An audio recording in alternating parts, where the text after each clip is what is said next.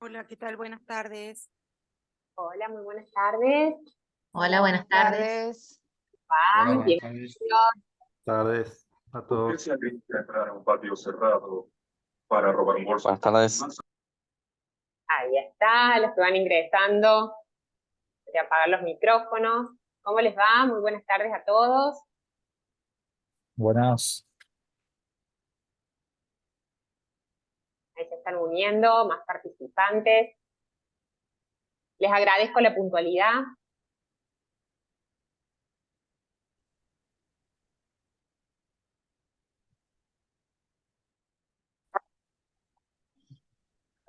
A todos.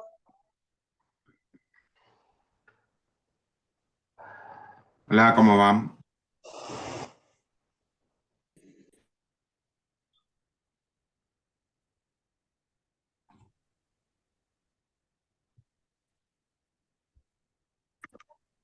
¿Se me escuchan? Bueno, ya estamos. Perdón, no prendo la cámara porque se me corta el internet. Estamos todos iguales. Así que yo también la voy a dejar prendida hasta que vea que me aparece algún cartel.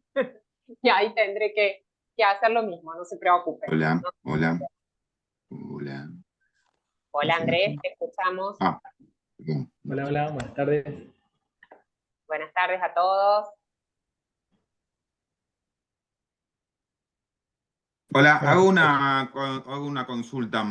Nos informaron por mail a todos que las clases son obligatorias Ujú.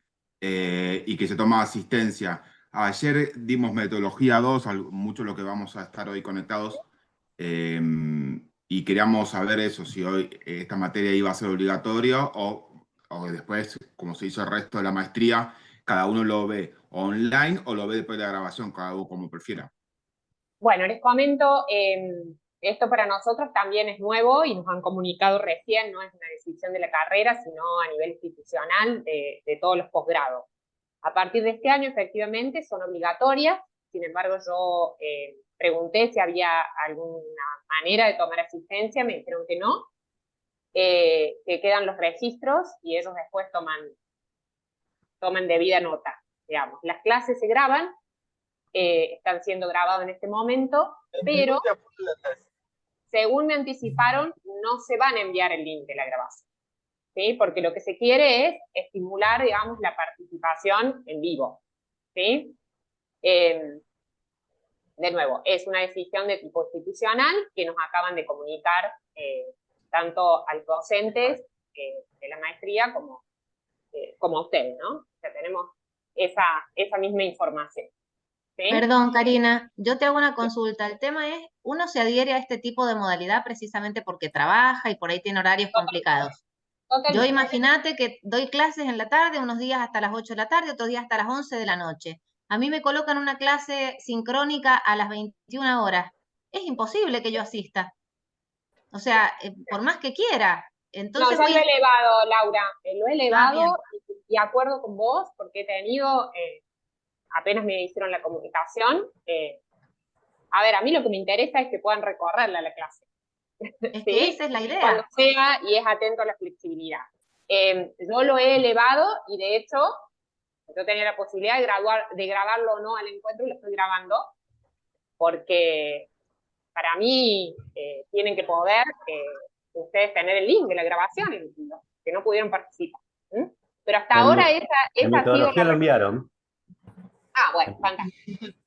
Ya está. Entonces ya con ese antecedente ya este también lo vamos a enviar.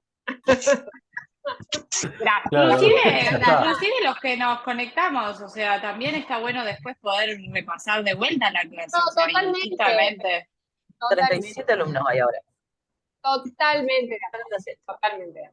Bueno, si les parece y en aras a la puntualidad, porque la verdad que ¿Cuándo comienza? me dijeron este tercer No, yo no hablo. encuentro. No, habla Por ella. favor, hay gente que está entrando, que silencien los micrófonos. Les decía que este primer encuentro, que es una suerte de presentación de la materia, pero bueno, más allá de la presentación, también quiero avanzar en algo del contenido, ¿sí? Así que la idea es que podamos tener 1 horita y media o tal vez un poquito más, de acuerdo a cómo Ay, qué vayamos. hija de puta. A las 21 tenemos Una otro hora y media encuentro. quiere tener de clases. A A ver, la, me parece que es una falta de respeto que dejes el Karina, micrófono abierto y que El encima micrófono de sea- Noé abierto y tapa todo, chicos. claro, y encima un insulto, no me parece. No Sí, me no, parece. no. No me Karina, parece. a las 21 tenemos el otro encuentro nosotros, otra materia de Sí, innovación. sí. Perfecto. ¿Sí? De todas maneras, a ver, el que quiera retirarse antes lo puede hacer. ¿Sí? Digo, pero de ninguna manera voy a tolerar otra falta de respeto así. Discúlpenme, pero la verdad que empezamos mal el encuentro. Lo lamento por... discúlpenme, pero no me había pasado nunca antes. Bueno, comenzamos entonces con esta presentación. Ustedes en la carrera, ¿sí?, van a tener dos materias vinculadas a la economía. Una es el análisis micro, que vamos a ver con el equipo que constituimos los profesores de esta materia, y otra va a ser macroeconomía, que está liderada por Gastón Utrera. ¿Sí? En esta materia, y en este primer encuentro, lo que yo les propongo como objetivo es, primero, presentar la relevancia y la estructura general y contenidos centrales de la materia, para que ustedes tengan un pantallazo de con qué se van a encontrar, ¿sí?, en el aula virtual. Realizar una breve presentación, como no podemos ver absolutamente todo lo de los módulos 1 y 2, lo que yo he hecho es seleccionar lo que a mi modo de ver es el instrumento, ¿sí?, o el modelo básico que a ustedes los va a ayudar en esta primera etapa para hacer el análisis que se pretende de los contenidos, y que es el modelo de oferta y demanda. Lo vamos a presentar y vamos a realizar algunos casos, algunos ejemplos. Y finalmente, ¿sí?, si nos queda tiempo, vamos a introducir el concepto de elasticidad, ver los distintos tipos que existen, la importancia, la forma de cálculo y la interpretación de los resultados, ¿sí?, para que cuando ustedes recorran la materia les sea como más familiar y más fácil poder avanzar en los contenidos. A modo de presentación general, lo primero que tenemos que hacer es ponernos de acuerdo a ver y por qué entendemos por economía. Y la economía, en primer lugar, es una ciencia social, no es una ciencia exacta, ¿no?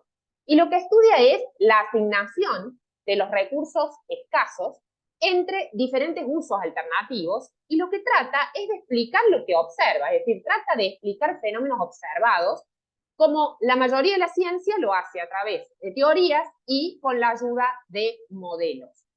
Lo que da la razón de ser a la economía, seguramente habrán leído ustedes por allí, es el llamado principio de la escasez. Esto de que las necesidades son ilimitadas y los recursos escasos, y por eso tiene sentido una ciencia que trate de asignarlos de la manera más eficiente u óptima posible. Los modelos económicos realmente son utilizados en micro y en macro, ¿sí? Los modelos económicos justamente son simplificaciones de la realidad, es decir, no reproducen la realidad tal cual es. ¿Por qué? Porque justamente sería algo muy complejo y serían muchísimas las variables que entrarían en juego, y muy difícil hacer una interpretación de lo que está sucediendo de manera sencilla. Entonces, por el contrario, lo que trata es de hacer estas simplificaciones de la realidad que permitan comprender cuáles son los fenómenos económicos, pero de manera más sencilla, y lo hace echando mano a los llamados supuestos, ¿sí? En economía, los modelos tienen por lo general una fuerte base matemática, ¿sí? Porque es la forma en que tienen, a través de ecuaciones, de representar las variables y las relaciones entre variables que se pretenden explicar con la ayuda de esos modelos. A grandes rasgos decimos que la economía se divide en dos grandes ramas, ¿sí?, que constituyen en rigor de verdad marcos de análisis que son complementarios y a veces se solapan. Es decir, no es que siempre sea una línea perfecta divisoria entre la macro y la micro. Pero a los fines analíticos, podríamos decir que la macro, ¿sí?, la macro se ocupa de los grandes agregados económicos, de las grandes magnitudes económicas, como por ejemplo, allí están viendo en la tabla, en la primera columna, algunos ejemplos. ¿De qué se va a ocupar? Bueno, de la inflación, del empleo, el nivel de empleo general, los niveles de pobreza, de indigencia, el Producto Bruto Interno, el crecimiento económico, el nivel de endeudamiento público.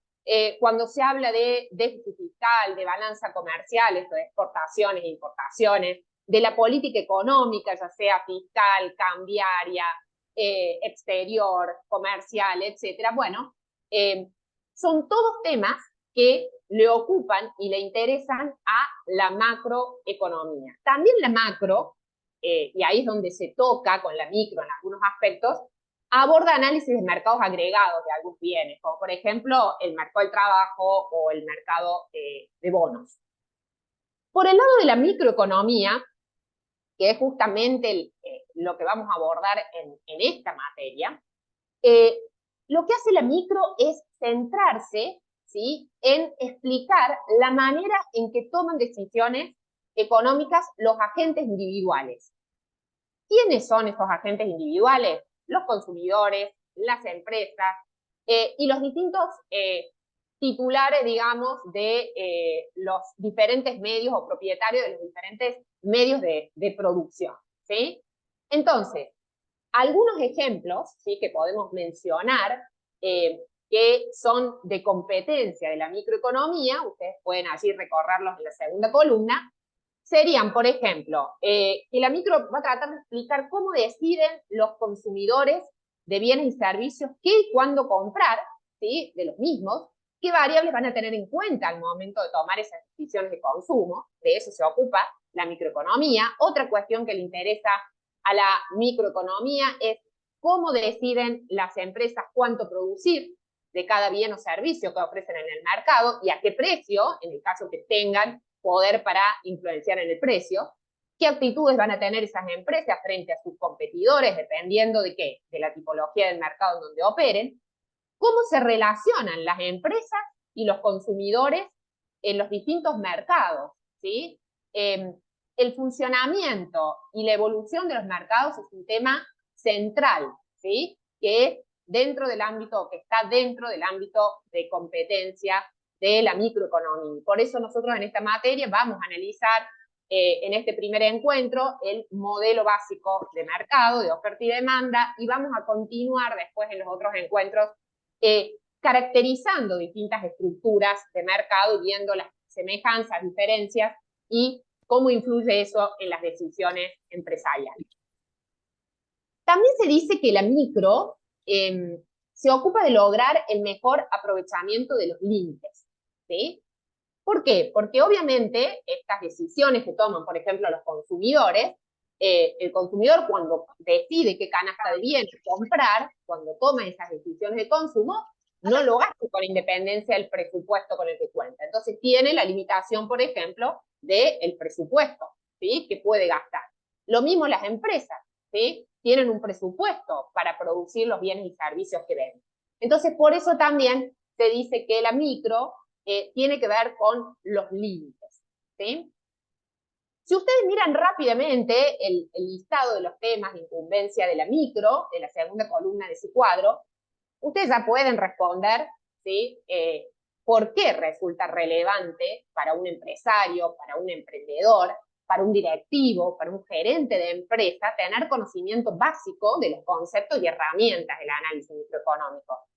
A ver, se trata fundamentalmente, y de aquí la relevancia de esta materia para la decisión de empresas, de contar con mejores elementos para tomar decisiones tan claves y estratégicas como las vinculadas a la producción, ¿sí?, que va a llevar adelante una empresa, el tema de los costos, ¿sí?, cómo seleccionar la tecnología de producción más conveniente, cómo determinar los niveles óptimos de producción, cómo minimizar los costos de producción en una empresa, cómo garantizar el mejor aprovechamiento de las economías de escala, de alcance, en el largo plazo, entre muchas otras cuestiones, ¿sí? También la micro nos sirve o nos proporciona conceptos muy interesantes para comprender el mercado en el que está operando nuestra empresa, ¿sí? Porque es fundamental, esto lo vamos a ver en el segundo encuentro con mayor detalle. conocer la estructura de mercado, el grado de competencia que tiene, la existencia o no de lo que vamos a definir como poder de mercado, la posibilidad o no de tomar decisiones respecto del pricing, ¿sí? Del producto o del servicio que ofrece. Hay firmas que operan en mercados en donde pueden, ¿sí?, ser decisoras de precios, ¿sí? Hay otras que no, que solamente les queda la opción de ser tomadoras de precios aceptantes. Entonces ya lo vamos a ir viendo. Pero son todos aspectos, como ustedes ven, todas decisiones sumamente importantes para un directivo de empresa, y la micro nos orienta en ese sentido, ¿sí? Entonces, de aquí la importancia de esta materia para la dirección de empresa. Bueno, básicamente, planteada la relevancia, vamos a la estructura de la materia. La materia consta de 4 módulos. Allí están en pantalla. En el módulo 1, primero ustedes van a ampliar un poco más lo que acabamos de comentar a grandes rasgos, como introducción de la materia, y luego lo que van a hacer es focalizarse en lo que se denomina la teoría de la producción y la teoría de los costos, ¿sí? Entonces allí ustedes, en el primer módulo, van a analizar cuestiones vinculadas a cómo deciden las empresas la tecnología de producción a utilizar, es decir, la combinación de factores para producir un bien que quieran ofrecer en el mercado, cómo opera la restricción de costos en la empresa, cómo deciden las empresas la cantidad óptima de bienes que van a producir y los factores productivos, entre otras cuestiones. Aquí los conceptos centrales del módulo 1, y se los marco porque este primer módulo no lo vamos a comentar, ¿sí?, ahora en esta clase, pues no alcanzaría el tiempo, pero ustedes, ¿qué tienen que focalizar? Bueno, en conceptos como la función de producción, la distinción entre producto medio y marginal de un factor productivo, cuándo opera la ley de rendimientos marginales decrecientes en el corto plazo, qué es la relación marginal de sustitución técnica entre factores que rige para el largo plazo, cuáles son los costos de producción, y ahí diferenciar costos totales, medios, marginales, costos a largo y a corto plazo, la diferencia entre costos económicos y contables, ¿sí? Y también van a ver un concepto muy interesante que son economías y deseconomías de escala y economías y deseconomías de alcance, ¿sí? Y hacia el cierre del módulo se les plantea un concepto muy interesante y muy útil, que es el de competitividad empresarial. Y allí ustedes van a ver cuáles son los temas a considerar al momento de diseñar un plan de mejora de competitividad para una empresa en particular. Esto entonces es el abordaje de lo que sería el módulo 1. Con respecto al módulo 2, el módulo 2 está referido principalmente a presentar el modelo básico de oferta-demanda y el concepto de elasticidad. En esto no me voy a detener porque es justamente lo que vamos a tratar de presentar más en detalle en este encuentro. El módulo 3 lo que hace es ya comienza a analizar el tema referido a las estructuras de mercado, ¿sí?, o los tipos de mercado más importantes según la teoría microeconómica. Entonces, así avanza primero en el mercado de competencia perfecta, cuáles son las implicancias, y también en este módulo aborda en profundidad una de las llamadas fallas de mercado, ¿sí?, según la perspectiva económica, que son las externalidades. Estas cuestiones vinculadas al módulo 3 las vamos a abordar en nuestro segundo encuentro. Y en el tercer encuentro vamos a hacer foco a lo que postula el módulo 4, a lo que contiene el módulo 4 de la materia. ¿Qué hace el módulo 4? Bueno, continúa con el resto de las tipologías más frecuentes de mercado. O sea, en el 3 analizó la competencia pura y perfecta, bueno, acá va a ir hacia los mercados que son no competitivos, como el monopolio, el oligopolio y la competencia monopólica, ¿sí? Eso lo vamos a abordar, como les dije, en el tercer encuentro, porque va a estar vinculada a la actividad práctica 4, ¿sí? Hasta allí, ¿alguna duda de lo que es relevancia y estructura de la materia? ¿Todo bien hasta ahí? ¿Me siguen? ¿Se podrá agrandar un poquitito? Yo, perdón, no llego a leer, leo algún módulo nada más, lo que está abajo en las letritas blancas, no, por lo menos yo no lo llego a leer. Bueno, ahí si querés ahí lo ves, ¿no? Sí, perfecto. A mí me pasaba lo mismo, pensé que era yo la configuración que tenía mal. Ahora Claro. Sí, se puede Ahí poner está. en pantalla completa. Sí, ahí está. Pasa que lo pongo en PDF porque con el PPT se me traba, ¿sí? Entonces por eso está puesto así. ¿Se ve bien? Sí, se ve bien, gracias. Sí, perfecto.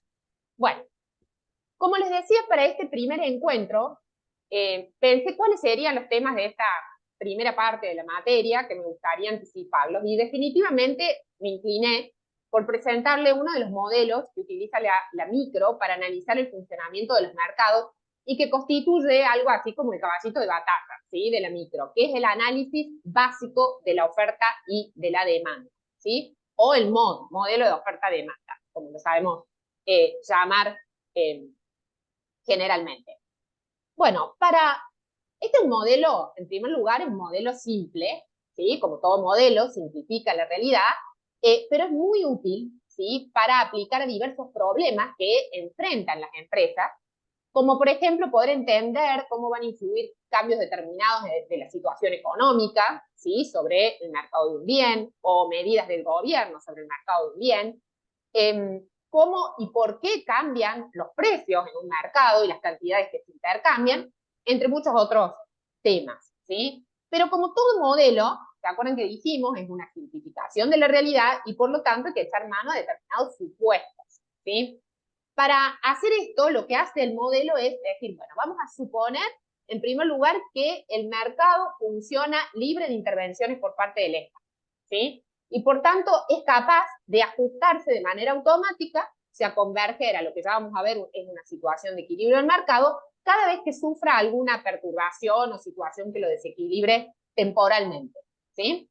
Entonces, uno es no intervención del Estado, primer supuesto. La otra cuestión que supone, que es un supuesto fuerte del modelo, es que se considera que el mercado que se analiza o que nos referimos a mercados perfectamente competitivos o que se aproximan bastante al mercado de competencia perfecta, ¿sí? Nosotros vamos a ver más en detalle el modelo de competencia perfecta el próximo encuentro, pero como adelanto, los mercados de competencia perfecta son aquellos en donde ni los consumidores de manera individual, ni las empresas de manera individual tienen poder de mercado, es decir, tienen capacidad para influir en el precio del bien, ¿sí? Entonces, estos son básicamente los dos supuestos, no intervención del gobierno y mercados de competencia perfecta o que se asemejan bastante a la competencia perfecta. Para poder presentar este modelo y que lo empecemos a usar con algunos casos prácticos, ¿sí? Porque eso después ustedes van a tener que jugar un poco con el modelo para poder dar respuesta, sobre todo aparte de la actividad práctica 2, ¿sí? Lo van a usar, y en la 3 también. Vamos a hacer 4 pasos, ¿sí? Sencillo, para poder presentar el modelo y ver cómo funciona. Y después lo aplicamos a distintos ejemplos. El primer paso es definir los dos componentes principales que tiene el modelo, que son las curvas de demanda y las curvas de oferta, y los determinantes de cada uno de ellos. El segundo paso es, bueno, a ver, las pongamos juntas. ¿Por qué? Porque cuando hablamos de mercado, necesariamente tenemos que hacer jugar la demanda y la oferta, ¿sí? Cuando hablamos de industria, en microeconomía nos referimos solo al lado de la oferta. Para que exista mercado tenemos que tener la demanda y la oferta necesariamente. Entonces vamos a poner juntas estas dos curvas, ¿sí? Y vamos a analizar el concepto de equilibrio de mercado. El paso 3 que vamos a hacer es, vamos a describir cuál es el mecanismo de ajuste que empieza a rodar, ¿sí? En el mercado cuando existen desequilibrios temporarios. Y allí vamos a hablar de que esos desequilibrios temporarios pueden ser excesos de demanda o excesos de oferta. Y el cuarto paso, ¿sí? Es analizar ante una variación, ante una perturbación, ¿sí? Que produce cambio en la demanda, cambio en la oferta o en ambas, ¿sí? Bueno, ¿qué pasa con el equilibrio original? ¿Sí? ¿Qué pasa con la nueva situación de equilibrio y la comparación entre la anterior y la posterior luego de esos cambios en la demanda, en la oferta o en ambas curvas a la vez? Estos son los 4 pasos. Entonces, comencemos por el primero, ¿sí? Dijimos que el primer paso era, bueno, vamos a presentar las 2 curvas que dan vida a este modelo, la curva de demanda y la curva de oferta. Primero les pido en estos slides, miren la parte celeste, nada más, ¿sí? Solo la demanda. Entonces, ¿qué es la curva de demanda? ¿Qué nos indica la curva de demanda? La curva de demanda nos indica cuánto están dispuestos a comprar los consumidores de un bien. Hago paréntesis. Cuando hablo de bien, me estoy refiriendo a producto o servicio, ¿sí? Entonces, ¿cuánto están dispuestos a comprar los consumidores de un bien a cada precio posible? ¿Sí? Fíjense que lo que hay detrás de esta curva de demanda es que el principal determinante de la cantidad demandada de un bien es el precio, ¿sí? Por eso se grafica en un eje de coordenadas bidimensional, se grafica la cantidad demandada como variable dependiente y el precio como variable independiente. Pero más allá de esta cuestión matemática, lo que me interesa es que ustedes interpreten que lo que hay aquí detrás de la curva de demanda es esta convicción, ¿sí? Y esto que surge de algo observable, por supuesto, que la cantidad demandada de un bien depende del precio de ese bien. ¿Y por qué tiene? Fíjense que tiene pendiente negativa, ¿sí? ¿Qué está indicando que tiene pendiente negativa? Que cuanto mayor es el precio del bien, menor es la cantidad demandada y viceversa, suponiendo que todo lo demás se mantiene constante, ¿sí? Vamos a ver a qué me refiero con eso último. Detrás de esta pendiente negativa está lo que denominamos como la ley de demanda. La ley de demanda nos dice que manteniéndose todos los otros determinantes de la demanda, que ya vamos a ver cuáles son, cuando aumenta el precio del bien, la cantidad demandada de ese bien es muy probable que disminuya. Esta relación inversa es lo que hace que la curva de demanda, allí, como ustedes la están viendo, ¿sí? Focalicen primero en la curva, en el gráfico, ¿sí? Que es continuo, es un trazo continuo, ¿sí? De la primer curva de demanda. Existe entonces una relación inversa entre precio y cantidad demandada. Por eso la pendiente es negativa. Pero dijimos, o adelantamos, que esto es manteniéndose constante todos los otros determinantes de la demanda. Esto quiere decir que la demanda no solamente depende del precio, ¿sí? Sino que hay otros determinantes. ¿Y cuáles son estos determinantes? Bueno, volvemos aquí, focalicemos en la parte celeste, por favor, por ahora. Estos otros determinantes, además del precio del bien, pueden ser la renta de los consumidores, ¿sí? La renta o el ingreso de los consumidores. Aquí, lo que pasa en la mayoría de los bienes, ¿sí? Que se denominan bienes normales, es que si aumenta el ingreso del consumidor, en términos reales, es de esperar que aumente la demanda del bien. Repito, siempre que se trate de un bien normal. Otra cuestión, otro determinante que influye en la demanda de un bien son los gustos, la moda, las tendencias de consumo, las preferencias, ¿sí? Obviamente que si son favorables a ese bien en cuestión, es de esperar que aumente la demanda de ese bien. O sea, ahí la relación también es directa. Por ejemplo, la tendencia a consumir alimentos sin gluten, ¿sí? O sin TAC, aún para las personas que no son celíacas, ¿sí? Esa tendencia aumenta la demanda de ese tipo de bienes. Otro de los determinantes que ustedes ven allí son, bueno, obviamente las condiciones climáticas, ¿sí? O estacionales. ¿Sí? La demanda de aire acondicionados y de repelente para mosquitos, ¿sí? Es probable que aumente en verano por una cuestión climática o de estacionalidad. El precio de los bienes relacionados. Aquí cuando hablamos de bienes relacionados es bienes complementarios y sustitutos. ¿Cuándo dos bienes son complementarios? Cuando se consumen en forma conjunta necesariamente para satisfacer una misma necesidad. Por ejemplo, impresoras y tóner de esas impresoras.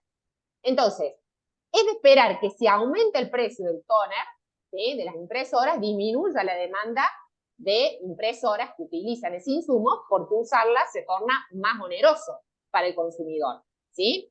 Por más que el precio de las impresoras se mantenga constante. Entonces, la relación es inversa, ¿sí? Entre el precio de uno de los bienes y la cantidad demandada del otro cuando los bienes son complementarios. Repito, si A y B son complementarios, ¿sí? Entonces, si aumenta el precio de B, disminuye la demanda de A y viceversa. Se comportan de manera inversa. Lo contrario ocurre cuando los bienes son sustitutos, ¿sí? Cuando son sustitutos, significa que los bienes satisfacen indistintamente la misma necesidad. Quiere decir que yo o satisfago la necesidad comprando y consumiendo uno o el otro. Me da prácticamente lo mismo o aproximadamente lo mismo. Por ejemplo, nafta super y nafta premium o de más bajo octanaje, ¿sí? Si bien no son sustitutos perfectos de estas dos naftas, digamos, pero para gran parte de los consumidores son sustitutos próximos. Entonces, es de esperar que si aumenta el precio de la nafta premium, ¿sí?, los consumidores opten por reemplazar, ¿sí?, su consumo de nafta por la super, que ahora es relativamente más barato. Entonces, la demanda de nafta super es probable que aumente. Entonces, en este caso, como ven, la relación entre precio del bien sustituto y la demanda del otro bien que estoy analizando es directa, ¿sí? Si el precio de uno aumenta, la cantidad demandada del otro también aumenta. Y viceversa. Otro de los determinantes de la demanda son las expectativas. ¿Expectativas de qué? Expectativas respecto del precio futuro, ¿sí?, del bien que estoy analizando. Entonces, por ejemplo, si los consumidores tienen expectativas que un bien aumente su precio en el futuro, es probable que decidan comprarlo ahora, ¿sí?, que es relativamente más barato y por tanto la demanda actual va a aumentar. Entonces también allí la relación es directa entre la expectativa sobre el precio futuro del bien y la demanda actual del bien. Y otra de las cuestiones que también influyen, ¿sí?, en la demanda de un bien es el número de consumidores, ¿sí?, reales y potenciales que integran el mercado. Por ejemplo, supongamos que por alguna razón hay un juguete, ¿sí?, que parecería o que es potencialmente peligroso o tóxico para los niños. Entonces, posiblemente, esto va a hacer que muchos compradores potenciales de ese juguete se retiren del mercado, ¿sí? Entonces cae el número de compradores de ese mercado y obviamente cae la demanda, ¿sí? Y también vinculado al número de consumidores, hay un concepto muy interesante que tiene que ver con las externalidades de red, ¿sí?, que ustedes ven aquí, allí indicadas en la fílmina. Las externalidades de red es cuando, porque hasta acá lo que nosotros hemos analizado es, por ejemplo, que el consumo o que las decisiones de consumo de un consumidor A no dependen de lo que consuman otras personas. O sea, hasta aquí suponemos que es independiente, ¿sí? Yo decido la cantidad que consumo de un juguete o de nafta independientemente de lo que haga el resto de los consumidores. Pero a veces no es así. A veces hay una interdependencia, ¿sí? A veces se ve influenciada la demanda de un consumidor dependiendo de qué hacen los otros consumidores, ¿sí? Entonces, en este caso, se habla de la presencia de externalidades de red. ¿Qué es una externalidad de red? Es una situación en la cual entonces la demanda de un individuo depende de las compras que realicen otros individuos de ese mismo bien.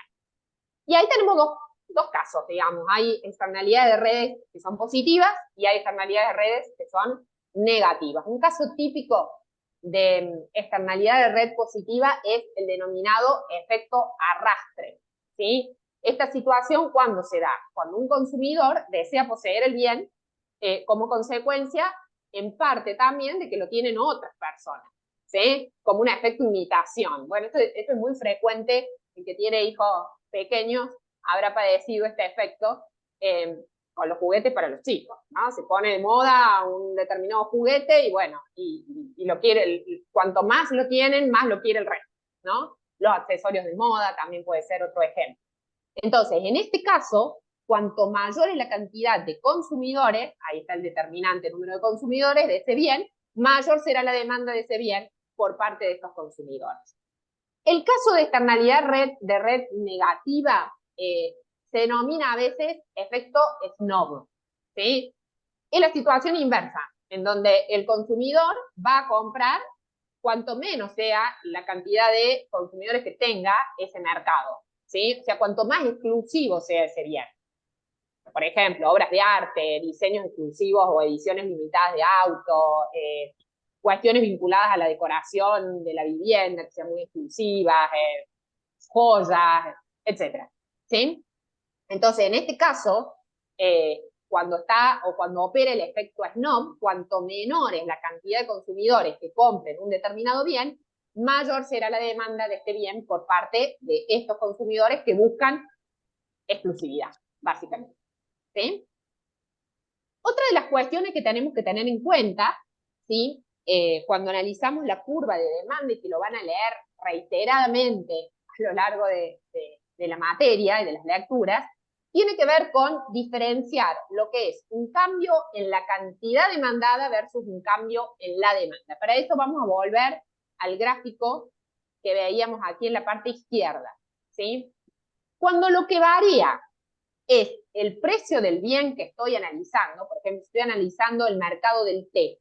Cuando lo que varía es el precio del té, lo que voy a tener es un cambio en la cantidad demandada y me voy a trasladar a lo largo de la misma curva. Fíjense que si ustedes arrancan, ¿sí? Desde la parte más alta de la curva, ¿sí? Por ejemplo, ahí a un precio P sub 2, y el precio disminuye a P sub 1, ahí tienen un cambio en la cantidad demandada.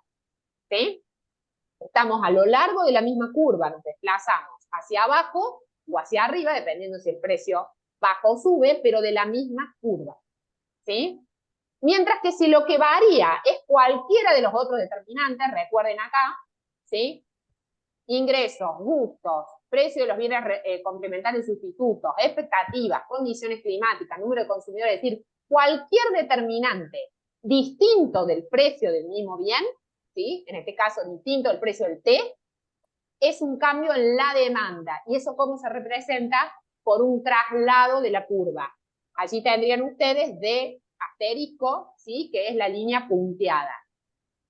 Cuando se traslada hacia la derecha gráficamente, estamos hablando de un aumento en la demanda.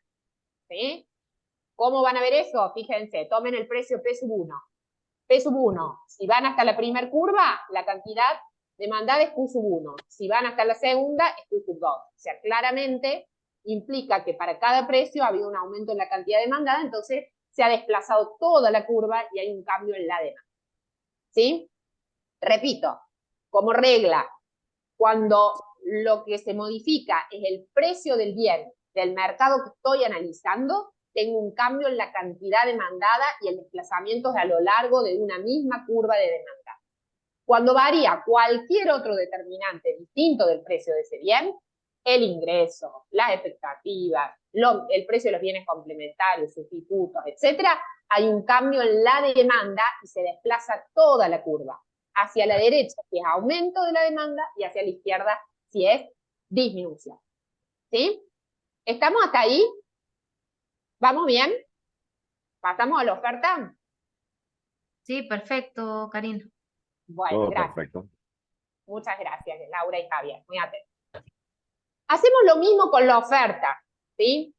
En el caso de la oferta, la curva de oferta lo que indica es la relación que existe entre la cantidad ofrecida de un bien y su precio, suponiendo que todos los otros determinantes permanecen constantes. Es lo que en algunos libros van a leer ceteris paribus, manteniendo todo lo demás constante. Lo mismo, el mismo razonamiento que vimos para la demanda. Pero obviamente lo que estamos diciendo en la curva de oferta es que de la misma manera que vimos en la demanda, la cantidad ofrecida, o sea, la cantidad que las empresas están dispuestos a producir, vender, ofrecer de un determinado producto o servicio, depende principalmente de ¿qué? Del precio.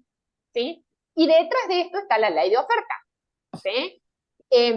Aquí, ¿qué es lo que dice la ley de oferta? Y bueno, que cuanto más elevado es el precio de un bien, más pueden y quieren las empresas producir y vender porque tienen mayores incentivos para hacerlo. ¿Sí? Suponiendo que los precios de los factores productivos y la tecnología se mantiene constante, al mismo precio implica que van a tener un mayor margen, ¿sí? Entonces van a tener un mayor incentivo para ofrecer ese bien en el mercado, ¿sí? Y fíjense que a diferencia de la curva de demanda, la pendiente, ¿cómo es? Positiva, ¿sí? Hay una relación directa entre el precio y la cantidad ofrecida. Cuanto mayor es el precio del bien, mayor es el incentivo que tienen las empresas para ofrecer y por lo tanto la cantidad ofrecida aumenta, ¿sí? Pero de la misma forma que vimos con la demanda, ¿sí? No es el único determinante el precio del bien. Hay otros determinantes de la oferta. ¿Y cuáles son? Bueno, uno tiene que ver con los costos, ¿no?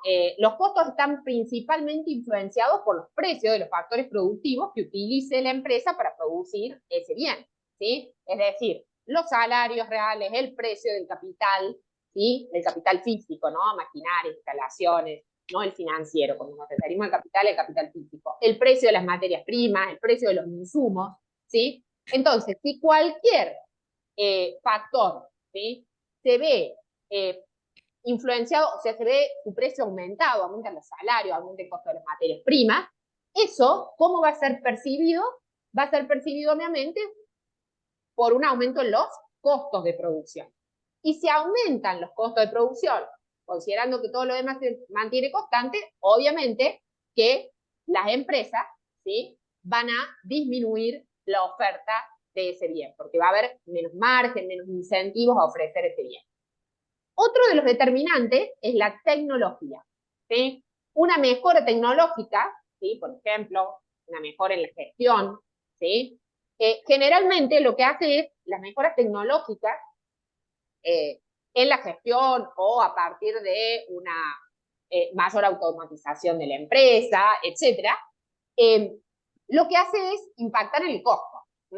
Entonces, ¿qué hace? Si hay una mejora tecnológica, generalmente se implementa ¿para qué? Para reducir los costos de producción. Entonces caemos en el caso anterior. Si los costos se reducen, lo más probable es que la oferta aumente. También aquí claramente influyen los cambios climáticos. ¿Sí? Si una sequía afecta a la producción de soja de una localidad, obviamente es de esperar que la oferta de soja disminuya. ¿Sí? También influyen las expectativas, ¿sí? Sobre el precio futuro del bien que venden estas empresas.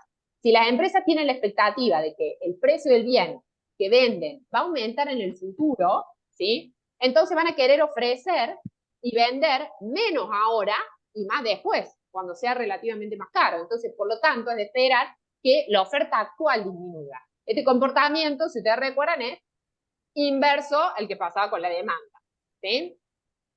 Otra cuestión también tiene que ver con los impuestos y los subsidios a la producción. ¿Cómo visualiza o cómo entiende este modelo y la empresa cuando le aplican un impuesto, le aplican un subsidio?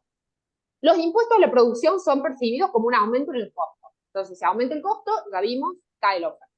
Y el subsidio es como si fuera un impuesto negativo. Entonces lo visualizan como una disminución en el costo de producción y por tanto aumenta la oferta.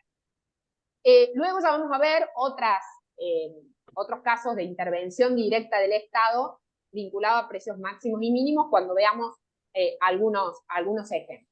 Y aquí también opera esto del número de productores, ¿sí? Si entran más firmas al mercado, motivadas, por ejemplo, por ganancias extraordinarias o mayores márgenes de ganancia, bueno, obviamente que va a aumentar la oferta debido a ese ingreso de firmas interesadas en ofrecer este bien. Al igual que en el caso de la demanda, tenemos que hacer la distinción entre cambios en la cantidad ofrecida y cambios en la oferta. Volvemos al gráfico anterior. Entonces, cuando lo que cambia es el precio del bien que estoy analizando, lo que tengo es un cambio en la cantidad ofrecida y me voy a trasladar a lo largo de una misma curva de oferta. ¿Sí? Pero cuando lo que cambia es otro determinante de la oferta diferente del precio del bien que estoy analizando, los costos, la tecnología, las expectativas, las condiciones climáticas y todo lo que vimos recién, lo que hay es un desplazamiento de la curva porque hay un cambio en la oferta. Si se desplaza hacia abajo, ¿sí? Como está allí en el gráfico, eso refiere a un aumento de la oferta. Si se desplaza hacia arriba, ¿sí? Es una disminución de la oferta. ¿Sí? ¿Estamos hasta ahí? ¿Venimos bien? Sí, Todo perfecto. perfecto. Muy bien. Bueno, hasta acá recién recorrimos el paso 1, que es presentar, ¿sí? Las dos curvas que constituyen este modelo de oferta y demanda y cuáles son sus determinantes y cómo se desplazan, ¿sí? ¿Por qué se desplazan y en qué sentido implica aumento o disminución de cada uno? Vamos al siguiente paso. El paso 2 implica, bueno, ahora las pongamos juntas en un gráfico de cruz, ¿sí? ¿Y por qué? Porque Karina, sí, sí, José. perdón que interrumpa, quería hacer una consulta. Sí, decime. En el caso de un producto se modifica alguna característica, por ejemplo, alguna característica de calidad o que el producto es ofrecido con otro tipo de características, digamos, que por ejemplo le mejoran la condición a ese bien. ¿Cómo analizaríamos las curvas ahí? ¿Desde el lado de la oferta o del lado de la demanda, digamos? Bueno, a ver, si vos decís percepción de calidad, pues la calidad tiene que ver con la percepción del consumidor. Sí, suponiendo que se le agregue, por ejemplo, a un producto una determinada característica extra que lo haga más interesante, por ejemplo. Exactamente. Entonces vos decís, ahí que tenemos, bueno, si esa calidad, ¿sí?, que ofrece la empresa es percibida como tal por parte del cliente, ¿sí?, y ese cliente tiene sensibilidad a ese aumento de calidad, ¿sí?, obviamente que va a haber un aumento en la demanda, ¿sí?, por esa mayor calidad percibida. ¿Sí? Después, del lado de la oferta, hay que ver si ese incremento en la calidad le genera mayores costos o no. Y allí sí tenés que ver, el costo sí va a determinar la oferta. ¿Se entiende? Ok, ahí se puede ver una interrelación interesante entonces. Exactamente. Y esto, José, tiene mucho que ver, porque a veces el tema de la calidad o la fuerza de una marca, ¿sí?, que también se asocia a veces con calidad, ¿sí?, tiene mucho que ver con la posibilidad, por ejemplo, de una empresa que opera inicialmente en un mercado y podríamos decir que es de competencia perfecta, que el producto es más o menos homogéneo, que todos ofrecen lo mismo y por lo tanto todos van a tener que cobrar más o menos el mismo precio.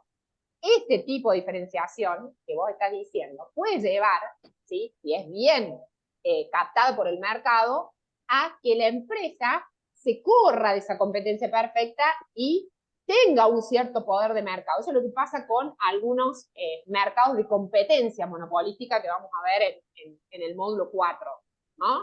Y esa calidad te da la posibilidad de influenciar, por ejemplo, el precio, ¿sí?, de ese bien. Porque generalmente eso ocurre en el corto. Supuestamente en el corto plazo, después a largo plazo se ajusta, digamos. Se ajusta o las otras imitan. Sí, te imitan, obvio. Exactamente, exactamente. Pero excelente la pregunta, muchísimas gracias. Y se relaciona con varias cosas, ¿sí? Con varias cosas. Con este modelo, como dijimos recién, y también con la estructura de mercado y el poder de mercado que puede tener una empresa, que lo vamos a ver ya en las próximas clases. ¿Sí? Bueno, continuamos. Muchas gracias. Por favor, a vos, José. Continuamos entonces con el paso 2. El paso 2 decíamos, ponemos las dos curvas juntas. Y fíjense que allí tenemos, bueno, por una cuestión gráfica simplificada, las hice lineales. Generalmente no son lineales cuando se estiman econométricamente las curvas, justamente por eso se llama curva, pero no importa, a los fines del análisis lo hagamos lo más sencillo posible. Supongamos que son una curva de demanda y de oferta de tipo lineal, ¿sí? Fíjense que estas dos curvas, o estas dos rectas en este caso, la demanda y la oferta se cruzan en un punto que es lo que se denomina el punto de equilibrio del mercado, ¿sí? Para P sub 0 y Q sub 0. P sub 0 sería el precio de equilibrio en el mercado, o el precio que vacía el mercado, ¿qué significa? Y Q sub 0 es la cantidad de equilibrio en ese mercado. Cuando un mercado está en equilibrio, allí lo tienen en la pantalla, cuando a un mismo precio, en este caso P sub 0, se verifica ¿qué cosa? Que la cantidad demandada es exactamente igual a la cantidad ofrecida. Es decir, que la cantidad que los consumidores están dispuestos a comprar de un bien es exactamente igual a la cantidad que los productores están dispuestos a ofrecer de ese bien, ¿sí? Por eso es que se dice que el precio de equilibrio, el precio que vacía el mercado, es aquel para el cual la cantidad demandada es exactamente igual a la cantidad ofrecida, ¿sí? Y se da en la intersección de estas dos curvas de oferta y demanda. Hasta aquí lo de equilibrio. Vamos al paso 3. Cualquier precio, porque a ver, no es cierto que los mercados están siempre en equilibrio perfecto, ¿sí? A veces se producen desajustes o desequilibrios temporales. Cualquier precio distinto del precio de equilibrio genera estos desequilibrios temporales, y lo que predice el modelo, que tiene que ver con uno de los supuestos que planteamos al inicio, es que si el Estado no interviene, lo que va a pasar es que las fuerzas del mercado van a tender a converger nuevamente hacia el punto de equilibrio, ¿sí? Este proceso tiene que ver con lo que se conoce con el mecanismo de ajuste automático o mecanismo de mercado. Allí les puse la definición. El mecanismo de mercado, entonces, es la tendencia del precio a variar hasta que el mercado se equilibra o se vacía, siempre, repito, en condiciones de libre mercado sin intervención estatal. Y en este punto, al no haber excesos de demanda y exceso de oferta, que vamos a ver cómo se interpretan, no va a haber presiones a que el precio siga cambiando. Y por eso se dice que el mercado está en equilibrio. Veamos qué pasa cuando hay un desequilibrio temporal inicial. O sea, supongamos, fíjense en el gráfico, el precio de equilibrio es P sub 0. Pero supongamos que el precio vigente en un determinado momento en el mercado es, vamos a comenzar por P sub 1, que sea superior al de equilibrio, ¿sí? Al precio inicial, ¿sí? La cantidad ofrecida, o sea, a este precio, perdón, la cantidad ofrecida es mayor que la cantidad demandada. ¿Lo ven? Esa línea, ¿sí? Que está por debajo, que tiene exceso de oferta, ¿sí? O sea, el precio P sub 1, si ustedes quieren leer la cantidad demandada, tienen que ir a la curva de demanda, bajar, y allí tienen la cantidad demandada. Y a este precio P sub 1, si siguen, ¿sí? Y van hasta la curva de oferta, ven que la cantidad ofrecida es mayor que la demandada. Entonces, ¿qué pasa? Se genera un exceso de oferta, ¿sí? El exceso de oferta, entonces, es la situación en cual la cantidad ofrecida, repito, es mayor a la cantidad demandada. ¿Y qué sucede a partir de eso? ¿Sí? Bueno, lo que sugiere este mecanismo es que para poder colocar ese excedente que ha quedado sin vender, las empresas van a buscar o van a competir entre ellas, y la consecuencia generalmente es que van a bajar el precio, ¿sí? Van a tender a bajar el precio. Y a medida que el precio baja, ¿sí? La cantidad demandada, ¿qué pasa? Aumenta, y la cantidad ofrecida disminuye hasta ¿qué? Hasta converger nuevamente en el punto de equilibrio. Lo contrario sucede cuando tenemos, por ejemplo, un precio que temporalmente está por debajo del de equilibrio. Por ejemplo, allí en el gráfico ustedes tienen P sub 2. Fíjense que para el nivel de precios P sub 2, la cantidad ofrecida es menor que la cantidad demandada. Entonces se genera lo que se llama un exceso de demanda. A este precio, entonces, la cantidad demandada es mayor que la ofrecida, y los consumidores no podrán comprar todo lo que quieren del bien, y por lo tanto se genera una situación de escasez, ¿sí? Y esta situación, ¿qué va a hacer? Y bueno, va a hacer que los consumidores, aquellos que no se pueden hacer del bien, estos consumidores insatisfechos, comiencen a competir entre ellos por ese bien que es ahora escaso, ¿sí? Y esa puja, esa competencia entre consumidores, es el campo propicio ¿para qué? Para que los productores reaccionen elevando el precio, ¿sí? Porque están sobredemandados. A medida que aumente el precio, la cantidad demandada baja y la cantidad ofrecida sube hasta retornar nuevamente al equilibrio, ¿sí?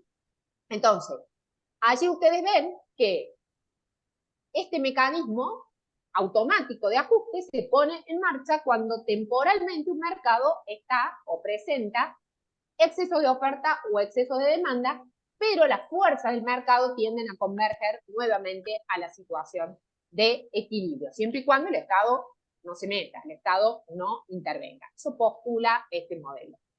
Cuarto y último paso. El cuarto paso decía que, bueno, ahora tenemos que ver, analizar cuáles son las variaciones del equilibrio de mercado. Pues nosotros podemos partir de un equilibrio original, pero luego puede haber cambios, ¿sí? En determinantes de la demanda, de la oferta, lo que estuvimos conversando recién. Entonces, cuando hay un cambio, o lo que llamamos una perturbación en el mercado, lo primero que tenemos que hacer es, bueno, a ver, ¿qué curva? ¿Un determinante de qué curva es? ¿Un determinante de la demanda o de la oferta? Para saber si se va a desplazar la demanda o se va a desplazar la oferta. Establecer el sentido de ese desplazamiento. Es decir, paso 3 tenemos que preguntarnos, es decir, bueno, a ver, la demanda, si se modifica, sí, es un cambio en la demanda, perfecto, pero ¿es aumento o disminución de la demanda? Entonces, ver si se desplaza hacia la derecha o hacia la izquierda. Cuarto, identificamos qué pasa en la nueva situación de equilibrio. Y quinto, comparamos, ¿sí?, los dos equilibrios, el inicial y el posterior, luego de que se produce ese cambio o esa perturbación. Lo que vamos a ir es aplicar estos 5 pasos, ¿sí?, este mecanismo que les acabo de describir, vamos directamente con casos concretos y así ponemos en práctica de manera simplificada lo que hemos visto hasta ahora. Comencemos. Caso 1. Voy a ver si hay alguien más para admitir. No hay nadie en sala de espera. Bueno, caso 1. Si se produce un avance tecnológico que permite eficientizar el proceso de producción de los ladrillos cerámicos para la construcción, ¿qué efecto tendría esa mejora en dicho mercado? Fíjense que nosotros aquí lo que estamos analizando es el mercado del ladrillo cerámico. ¿Sí? Eso yo siempre les recomiendo, pónganlo bien claro abajo, porque después cuando entran los bienes sustitutos, complementarios y demás, ya por ahí no sabemos en qué mercado estamos analizando. Entonces, primero establezcan qué mercado es el que estamos analizando. Acá claramente el mercado de ladrillo cerámico. Primero dijimos, establezcamos el punto de equilibrio original. El punto de equilibrio original es donde la demanda D, ¿sí?, se cruza, ¿sí?, o se corta con la oferta original que es S, ¿sí?, la primera que ustedes tienen en rojo arriba, ¿sí? O sea, la turquesa, la demanda turquesa con la oferta roja, ¿sí? Allí el precio de equilibrio original es P sub 0 y la cantidad de equilibrio original en el mercado es Q sub 0. Dice que se produce un avance tecnológico, ¿sí? Entonces nos hacemos las preguntas. El avance tecnológico, a ver quién me responde, ¿es un determinante de la demanda o de la oferta? De oferta. De la De la oferta. oferta. Muy bien. Oferta. De la oferta, perfecto. ¿Qué influye? ¿En qué influye? ¿En qué otro determinante? Reduce costos. Reduce costos. Claro. Si se reducen costos, ¿la oferta va a aumentar o va a disminuir? Va a aumentar. Debería aumentar. Debería aumentar. Un aumento de la oferta es un desplazamiento hacia abajo, hacia la derecha o hacia arriba, hacia la izquierda. Hacia abajo a la derecha. Hacia abajo, muy bien. Entonces Aumenta la cantidad. allí tienen, ¿sí?, un cambio en la oferta, por eso se desplaza toda la curva, ¿sí? Esa que tienen graficada en color violeta, ¿sí?, que dice S doble tilde, esta es la nueva oferta. Perfecto. El último paso, ¿cuál era? Bueno, determino el nuevo equilibrio. Porque al equilibrio inicial va a haber un exceso de oferta, ¿sí? Porque la oferta aumentó. Entonces, el nuevo equilibrio es la curva de demanda D, que esa no cambió, pero la nueva curva de oferta, S tilde tilde, ¿sí? Entonces, el nuevo punto de equilibrio va a estar para el precio P sub 1 y para la cantidad Q sub 1, Entonces, comparando qué sucedió en este mercado debido a la mejora tecnológica. Aumentó el precio de equilibrio y aumentó la cantidad de equilibrio en el mercado del ladrillo cerámico. ¿Sí? ¿Se entendió? ¿No sería que disminuyó el precio de equilibrio? Sí, disminuyó. ¿Qué dije? Perdón. No, me parece que aumentó.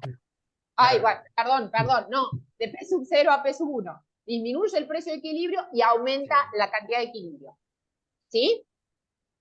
Vamos con otro. Este es un caso de aumento de la oferta, solamente.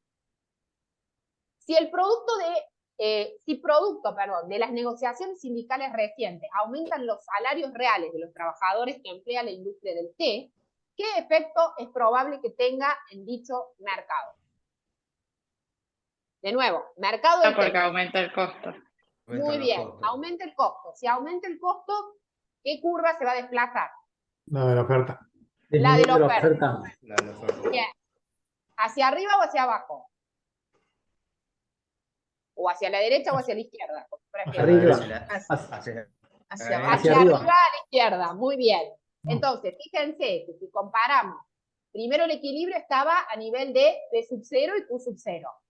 Luego que la oferta disminuye por este aumento en los salarios que impacta negativamente en los costos de la empresa, aumenta el precio de equilibrio, pero disminuye la cantidad de equilibrio en el mercado del té. ¿Lo ven? Sí. Bien, vamos con otro caso. Perdón, pero me parece que es lo mejor con casos prácticos ver cómo impacta en el modelo y así vamos repasando los distintos determinantes que vimos recién. ¿Sí? Caso 3. Si los consumidores de café consideran que el precio del mismo va a aumentar en el futuro, ¿qué se espera que suceda en el mercado actual del café? Este es el mercado actual del café. Aumenta el consumo. Que aumente la demanda. Aumenta la demanda. Perfecto. ¿Se acuerdan que vimos uno de los determinantes que era expectativas respecto de precio futuro? ¿Sí? Bien, entonces aumenta la demanda y se desplaza hacia la derecha. ¿Sí? ¿La oferta cambia?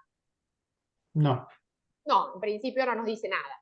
Entonces, el equilibrio inicial era P0 y Q0, y el equilibrio luego de que aumenta la demanda, ¿sí? Debido a un cambio en las expectativas sobre el precio futuro del café, es P1 y Q1. ¿Sí? Hay aumento tanto del precio como de la cantidad de equilibrio. Caso 4. Si aumenta el precio del tóner para impresoras, ¿qué se espera que suceda en el mercado de dichas impresoras?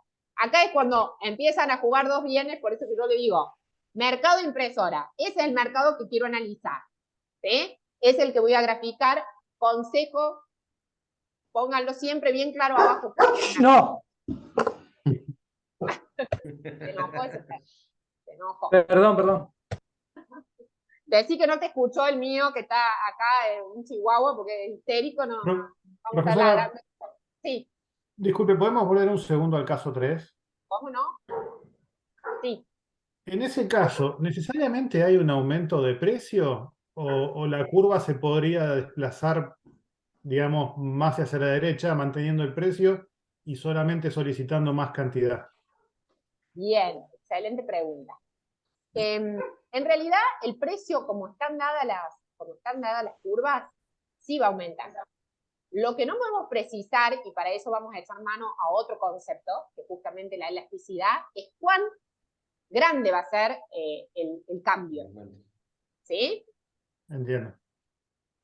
Pero en este caso, fíjate que al aumentar la demanda, así la desplaces muy poquito, apenas, ¿sí? Lo mismo el precio va a aumentar. Sí. ¿Se entiende? Lo que me parece que te estás refiriendo a eso es, sí, pero ¿cómo sabemos si es mucho o poco? ¿Sí? La reacción que va a tener de acuerdo al aumento en el precio y la cantidad. Bueno, eso lo vamos a ver cuando introduzcamos esto de elasticidad. ¿Sí? Vamos a complejizar. Por ahora nos quedamos en que aumenta. ¿Sí? El sentido de la variación, no la magnitud. Gracias. Bueno, volvemos a esto. Entonces, ¿qué pasaba en el mercado de la impresora? Aumenta el tóner. ¿Qué curva o qué determinante se está poniendo en juego acá? ¿Qué determinante está cambiando? El precio. La demanda de impresora disminuye. El Disminuye la precio, demanda. Pero a ver, el precio de un bien complementario. exactamente. El precio de un bien complementario aumenta, ¿sí? Es un determinante de la demanda, ¿sí? Sí. Y como muy bien dijeron, si aumenta el precio del tóner, ahora, como los complementarios se consumen de manera conjunta necesariamente para satisfacer una necesidad, bueno, es lógico que, o es de esperar que la demanda disminuya, ¿sí? La demanda del impresor. Entonces, el equilibrio inicial, P sub 0, Q sub 0, el nuevo equilibrio, P sub 1, Q sub 1, se reduce el precio y la cantidad de equilibrio en ese mercado. Ahora lo vamos a hacer un poquito más complejo. Recién vimos dos casos de cambio en la oferta, con un aumento, otra disminución, y dos casos de cambio en la demanda, un aumento, una disminución. Vamos a ver ahora qué pasa cuando hay cambios en las dos curvas simultáneamente. ¿Sí? Suponga que para desalentar la tala de árboles, el gobierno aplica un nuevo impuesto a la producción de madera. Por otra parte, las nuevas tendencias de interiorismo proponen la vuelta a la utilización de materiales cálidos, tales como mobiliario y pisos de madera. ¿Qué efectos se producirán en el mercado de la madera? ¿Qué determinantes tenemos allí? Por un lado, el impuesto. ¿En qué influye el impuesto a la producción? El impuesto incluido Y los sobre la costos. oferta. Incrementa el costo. Aumentando el precio. Incrementa el costo, o sea, a la oferta, a la curva A la de oferta. ¿sí? Incrementa el costo y por lo tanto la oferta va a disminuir o aumentar. Disminuir. Disminuir, porque aumenta el Por precio. eso, muy bien, se desplaza hacia la izquierda, fíjense, de este a este asterisco, este prima, ¿sí? Este tilde. La demanda, ¿se ve influenciada o no? Por esa parte no. No, por esa parte no. ¿Pero qué dice? Que hay nuevas tendencias de interiorismo Sí, que por la moda. estimulan el uso de la madera. Entonces, es de esperar, por esto de las modas, las tendencias de consumo, etcétera, etcétera, que la demanda de madera Aumente. aumente. Aumente. Entonces tenemos, fíjense allí, un aumento de la demanda y una Disminución de reducción de la oferta. Ustedes me dirán, bueno, pero acá depende cómo los desplace a los dos, ¿sí? ¿Qué termina sucediendo en el equilibrio? Efectivamente, es así. Yo aquí hice un ejemplo, a veces queda indeterminado hasta que realmente tengamos la valoración de las curvas o las medidas estas de elasticidad. Pero en este gráfico, ¿sí? El precio de equilibrio aumenta y la cantidad de equilibrio disminuye. Caso 6. Suponga que el gobierno ha otorgado un importante subsidio a la producción de azúcar y simultáneamente se observa una incipiente tendencia a evitar el azúcar y reemplazarlo por stevia. ¿Qué efectos se producirán en el mercado del azúcar?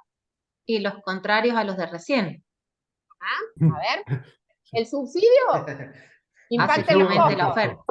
Claro, aumenta la oferta, muy bien. Y en el caso de...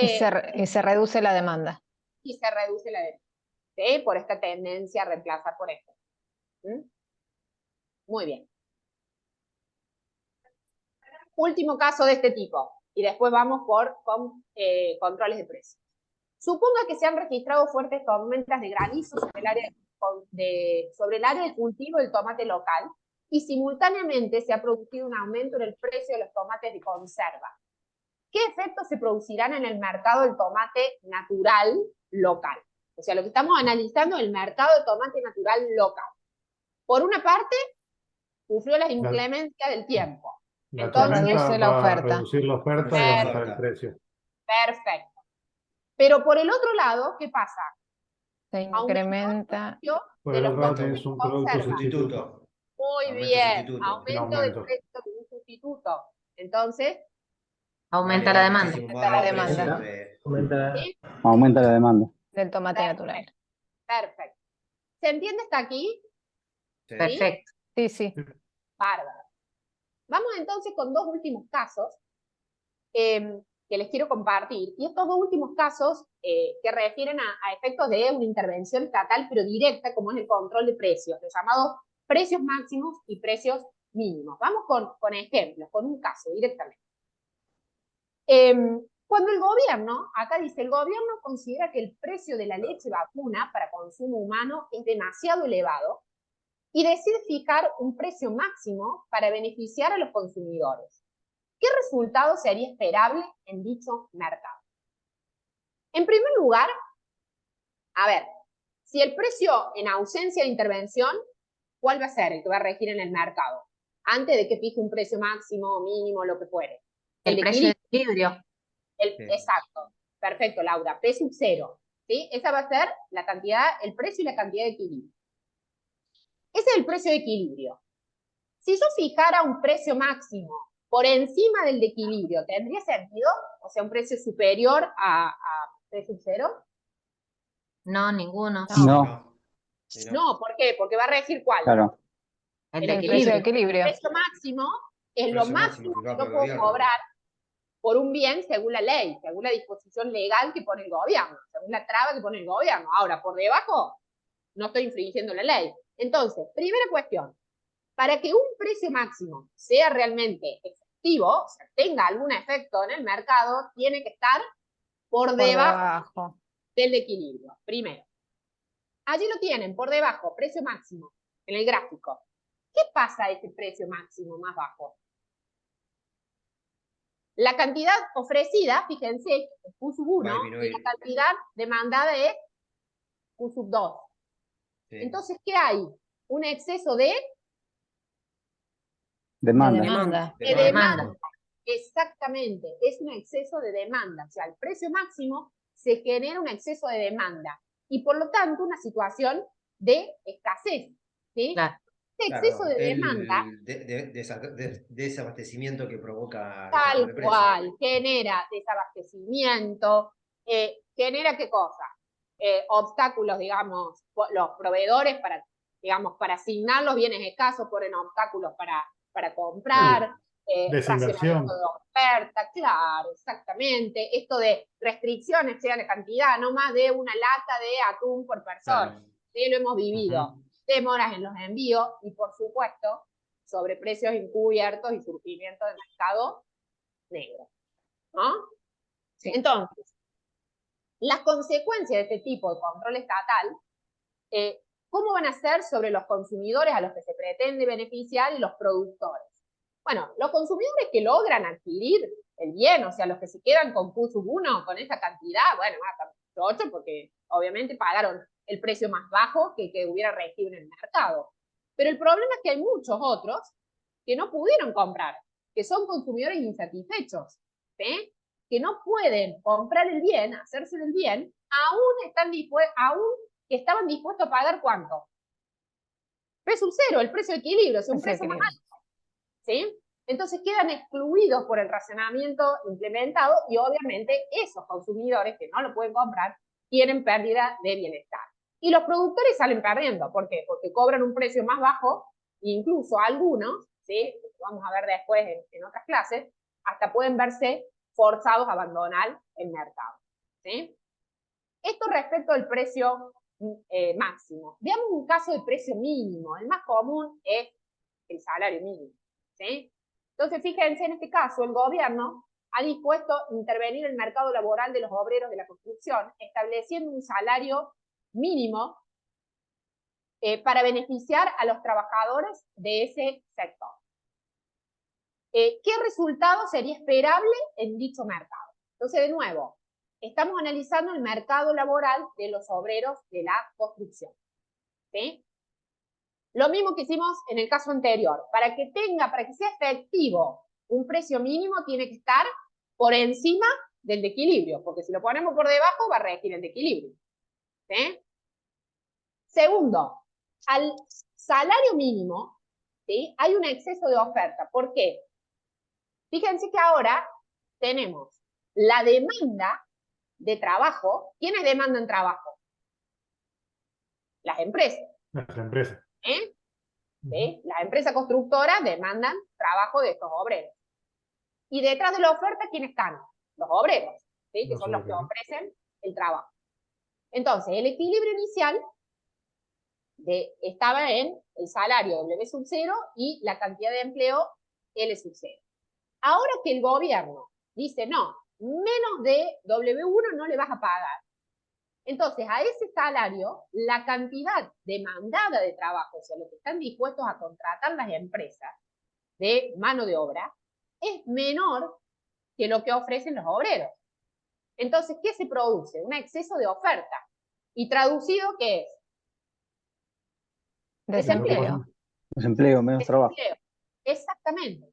Entonces, por allí está la discusión y hay evidencia empírica que dice, che, bueno, una medida de intervención que puede ser legítima en su interés, digamos, de beneficiar a los trabajadores, los puede terminar perjudicando. Porque, a ver, ¿a quiénes beneficia? Y solamente a los trabajadores que pueden conseguir realmente el trabajo.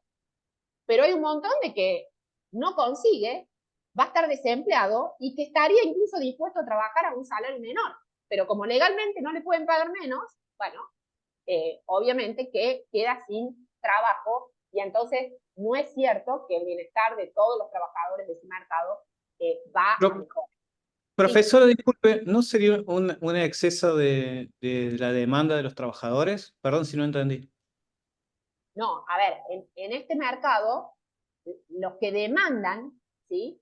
Fíjate que la curva de demanda, ¿sí? Es la cantidad de horas de trabajo que demandan ¿quiénes? Las empresas. Porque este es el mercado de un factor productivo, no de un bien. Ah, ok. Como dijimos recién. ¿Se entiende? Entonces, detrás de la demanda, ¿quiénes demandan trabajo? Las empresas. ¿Quiénes ofrecen trabajo?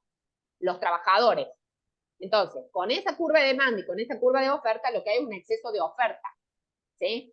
O sea, va a haber mayor cantidad de horas de trabajo que van a ofrecer los obreros a ese salario mínimo, ¿sí? Pero hay muchos que no van a conseguir trabajo, porque las empresas van a demandar menos a ese salario. Bien, gracias. ¿Entiendes? Sí, sí, gracias. Es un poco cambiar el enfoque, ¿sí? Pero para que vean el efecto de las intervenciones, ¿sí? A ver, la mayoría de los economistas lo que confluye es que, a ver, estas medidas pueden servir, ¿sí? En algunos casos, pero para un tiempo, breve, corto, ¿sí? Porque si no, generan este tipo de situaciones o de efectos colaterales, digamos, indeseados en los mercados, ¿sí? Rafael, Bien. ¿me escuchás? ¿Hay alguien que tiene abierto el micrófono? No sé si quiere hacer una pregunta. Sí, yo. Sí. ¿Me escucha? Sí, sí. Ahí quiero avisarle, por ahí yo me tengo que retirar porque estoy un poco agotada. En el foro del grupo, yo compartí el libro de economía de octava edición. Sí. Así que bueno, quería avisar a mis compañeros que el libro está disponible ahí en el Canvas, en la parte de foros. Bueno, perfecto. Muchas gracias, Eso era Daniela. todo. Disculpe. No, por favor. Bueno, bien. Vamos con la última parte, ¿sí? Que tiene que ver con esto que anticipábamos, ¿no? Hasta ahora lo que hemos analizado con este modelo de oferta-demanda es en qué sentido se desplazaba una u otra curva, pero no en qué magnitud, ¿sí? Es decir, el grado de respuesta, por ejemplo, que va a tener la cantidad demandada cuando aumente el precio del bien. Va a ser poca, va a ser mucha la respuesta, va a ser muy sensible a cambio del precio, va a ser poco sensible. Bueno, y esto, ¿a qué apunta? Y apunta a tener que introducir un concepto que es el concepto de elasticidad. En términos generales, la elasticidad lo que mide es la sensibilidad de una variable respecto de cambios en la otra, ¿sí? En términos matemáticos, ustedes van a ver allí en las lecturas, se define como la variación porcentual que experimenta una variable X cuando la otra, una variable Y, aumenta en un 1% o varía en un 1%. Entonces, nosotros con ese concepto general, lo que podemos hacer es avanzar en algunas medidas de elasticidad que se vinculan tanto a la demanda de un bien como a la oferta de un bien. Nosotros acá vamos a alcanzar nada más a ver la de la demanda, pero el razonamiento es similar como para que ustedes luego puedan abordar por el lado de la oferta. No nos va a alcanzar tiempo. Comencemos entonces con lo que se denomina la elasticidad precio de la demanda. La elasticidad precio de la demanda, ¿qué es lo que mide? Mide la sensibilidad de la cantidad demandada de un bien a las variaciones en su precio. Entonces lo que nos indica es qué variación porcentual va a tener la demanda de un bien si su precio varía en un 1%. ¿Sí? Allí está la expresión matemática que dice que es el cociente entre la variación porcentual en la cantidad demandada, Q sub D es cantidad demandada, dividido la variación porcentual en el precio. ¿Sí? ¿Qué signo es de esperar que tenga esta elasticidad? ¿Se acuerdan que vimos la ley de demanda? ¿Cómo variaban precio y cantidad demandada? ¿En el mismo sentido o en sentido inverso? Sentido inverso. Inverso, ¿sí? Por eso la pendiente era negativa. Entonces, por eso es que va a tener signo negativo la elasticidad precio de la demanda, ¿sí? Pero para analizar el grado de sensibilidad, lo que yo tengo que tomar, ya vamos a ver ejemplos, no se preocupen, tengo que tomar el valor absoluto de la elasticidad.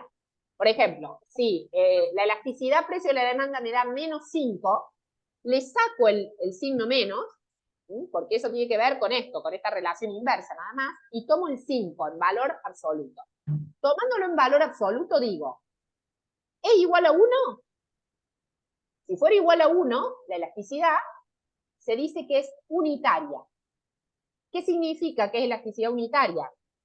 Que si yo aumento el precio de un bien en un 1%, la cantidad demandada va a caer exactamente en la misma proporción, o sea, en un 1%. Ahí sí es una línea recta la curva. No, porque a lo largo de una misma curva de demanda, y eso tiene toda una explicación matemática, la elasticidad varía. ¿Sí? Okay. Pero eso tiene que ver con una cuestión matemática, Fabri, que si no nos vamos a complicar. Realmente se mide en un punto o en un rango o una elasticidad arco. ¿Sí? Vamos a ver un ejemplito muy sencillo. Entonces, cuando es igual a 1, significa que la elasticidad unitaria y que varían exactamente en la misma proporción. ¿Sí? Cuando es mayor que 1, es decir, cuando es elástica, ¿qué quiere decir? Que, por ejemplo, me da esto que decíamos, 5.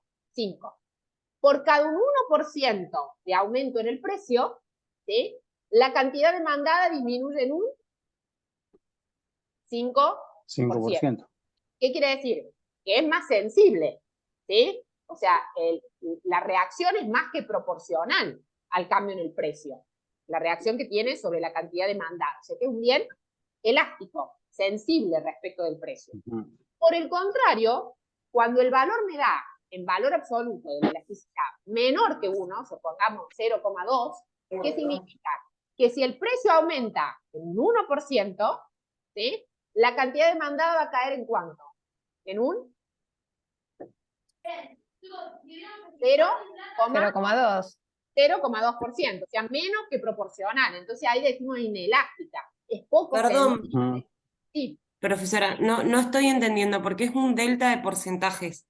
Si Sí. nosotros decimos caída de un 1% de la demanda, o por ejemplo, precio. aumento de un 5% del precio. Vos tenés del dos precio. variables. Vos acordate, la elasticidad, ¿sí? Ahora vamos a ver un ejemplo numérico, no te preocupes, pero Bien, porque no es una división, es una relación. No, es un cociente, ¿sí? Entre dos cambios porcentuales. Sí, pero si nosotros decimos 1 y 5 es un quinto. Sería 0,2 la división. 0,2%. Claro. Pero a ver, vamos con un ejemplo. ¿Quieren? Y ahí lo vemos. Sí, Vamos con un ejemplo. medio que me perdí. Bueno, pero escúchame. Conceptualmente, ¿está claro? ¿Sí? Sí. Me dice, ¿en cuánto varía? ¿Sí? ¿En cuánto varía o en cuánto reacciona la cantidad demandada ante un 1% de variación en el precio. ¿Sí? Siempre es ante un 1%. Después lo podemos cambiar la escala. Vamos a ver cómo lo interpretamos. Pero esa es la definición de elasticidad. ¿Sí? Veamos un ejemplo. ¿Sí? Acá, por supuesto que la elasticidad se puede medir con estudios de mercado y demás, en distintos momentos del tiempo, con un tramo o con un conjunto, digamos, o un segmento de mercado. Pero, por ejemplo, si nosotros quisiéramos... Si nosotros quisiéramos medir para nuestra empresa, con datos históricos de nuestras ventas, la elasticidad que tiene el producto que vendemos para nuestros clientes, ¿sí? ¿Cómo podríamos hacer? Bueno, tomamos las ventas históricas. Entonces decimos, fíjense, en un momento 1, pongamos, cuando nosotros vendíamos nuestro producto a 2.000, vendimos 400 unidades, ¿sí? Después, cuando en otro momento el precio fue 2.200, logramos vender 380, ¿sí? Esta cantidad vendida, para nosotros la cantidad vendida, pero desde la perspectiva del cliente, la cantidad que nos compraron, la cantidad demandada. ¿Se entiende? ¿Qué decíamos que es la elasticidad? Vamos a la última fila de la tabla. La elasticidad es la variación porcentual de la cantidad, ¿sí? Sobre, o sea, dividida, la variación porcentual en el precio. Y acá vamos a ver, Jacqueline, si me logró completar lo que vos me estabas pidiendo por internet. Matemáticamente, una variación porcentual de cualquier variable, por ejemplo, un cambio porcentual de la variable X, es igual al cambio nominal de la variable dividido el valor original de la variable. ¿Sí? Miren, te lo voy a escribir acá, y a ver si me enfoca la cámara. Un cambio porcentual en cualquier variable, pongamos acá la cantidad demandada, es igual al cambio en la cantidad sobre... ¿Lo ven? Yo no veo dónde está escribiendo. Sí, perfecto. Sí, ahí se ve. ¿Este video? Ahora ¿Este sí. video? Bueno, me va a quedar al revés. Acá no. Bueno, entonces, fíjense acá. En la tercera fila del cuadro pongo la variación nominal, no porcentual. ¿Sí? O sea, delta precio. ¿Sí? Entonces, la variación es 200. ¿Por qué? Porque ¿cuánto varió del momento 2 al momento 1? 200 pesos. ¿Sí? Y la variación nominal de la cantidad disminuyó ¿en cuánto? En 20. Pasó de 400 a 380. Esa es la variación nominal. La variación porcentual de una variable es la variación nominal dividido el valor original. ¿Sí? Entonces, fíjense, ¿cómo calculamos la variación porcentual del precio? 200, que es la variación nominal, dividido el valor original, que ¿cuánto era el valor original del precio? 2.000. ¿Sí? ¿Me siguen hasta ahí? Eso no sería, Karina, Sí, correcto. la proporción de la variación, pero habría que multiplicarlo por 100 para que sea porcentual, ¿o no? No, no hace falta. Ahí no hace falta. ¿Sí? Ahí no hace falta. Vos tenés 200 dividido 2.000, ¿sí? Que te va a dar 10. ¿Sí? Ahora, hacemos lo mismo con la variación de la cantidad. Entonces tenemos... Perdón, Karina, es que si dividís 200 por 2.000, te va a dar 0,10. Por eso digo que habría que multiplicarlo por 100 para que sea porcentual. Sí, es correcto lo que decís, pero cuando haces lo mismo sobre la cantidad, después haces el cociente, el porcien y el porcien, lo simplificás y se van. Tal cual, es Bien. una cuestión matemática, pero bueno, digamos, después como queremos que vaya al 1%, ¿sí? Porque dijimos que es ante un aumento del 1%, para que nos dé en función del 1%, por eso, ¿sí? Y si hacemos lo mismo con la cantidad vendida, y calculamos la variación porcentual, nos va a dar menos 20, que es la variación nominal, sobre el valor original de la variable, que es 400. ¿sí? Entonces, la elasticidad, hacemos el cociente, variación porcentual de Q sobre variación porcentual de P, menos 5 dividido 10, nos da que la elasticidad es menos 0,5, ¿sí? ¿Quién se anima a decirme cómo se lee? ¿Cómo se interpreta ese resultado? ¿Será que la cantidad va a variar la mitad de lo que varió el precio? Por ejemplo, si el precio varía un 20, la cantidad va a variar 10. ¿Es O sea, inelástica? 10%. Profesor, Sí, ¿es muy inelástica? bien. Está perfecto lo que dijeron Claro. los dos. ¿Cómo les Sí, diría Claro, que sacándole hagan? el signo negativo, tomamos el valor absoluto de Inelástica. 0,5. Muy bien, muy bien. Inelástica. Primero lo que dijimos es, saquémosle el signo, ¿sí? Entonces, 0,5 es mayor que 1, menor que 1, igual a 1. Menor que 1 en valor absoluto. Entonces, es inelástica, ¿sí? ¿Cómo se interpreta o cómo se lee? ¿Se acuerdan cuando les di la definición?